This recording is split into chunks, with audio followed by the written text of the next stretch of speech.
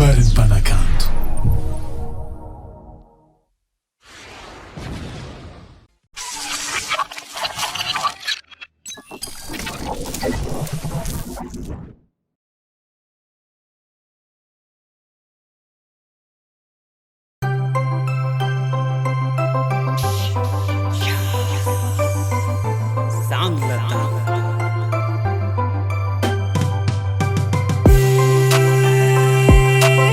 SRBH on the beat.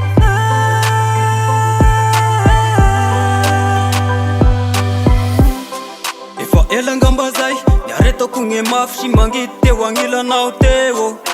ezako nialan'aigna kanefa nao ty sy mba mety tonga saigny tena feno filafila fitiavatsika an'igny sy mba nisy tambitamby ankehitriny miala signy fasasa vitako akaveloma mampamangy engo asarana loatra ka sy mba mandiniky zay afarane sanagnenako gne vita fa mbolo sarona aondray androagny na de mafy sy mangity sy magnino fa sasagnozigna fa mba tonga fa saigny amin'ny lalagna sisambolo lalovana omeko lalagna anao zavady sara sodran omeko lalagna anao zavady sara sodran samba nezaka nagnazy sy mba nampirafy tokapo taminao igny nagnano zay sitrakao aikanao iny iova feeling pandakamako mizaka sy netoniko fa nataoko vandivandeha mahita gne fombanao kaika da marina fa sy sangisangy fa sy magnino sy magnino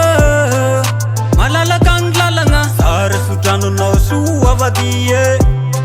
fa sy magnino sy magnino malalaka agny lalagna sara sodranonao soa vadie omeko lalagna anao zavady sara sodran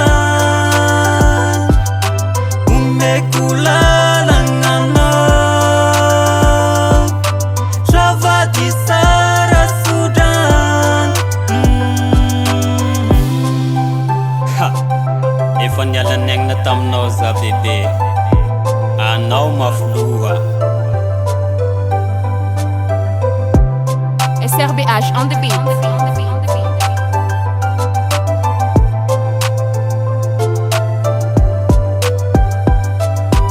omeko lalagna anao zavady sara sodran omeko lalagna anao zavady sara sodran omeko lalagna anao zavady sara sodran omeko lalagna anao zavady sara sodran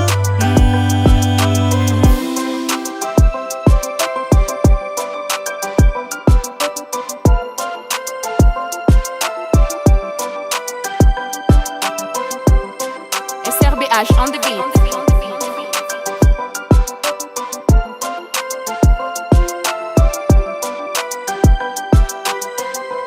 Changam Rico.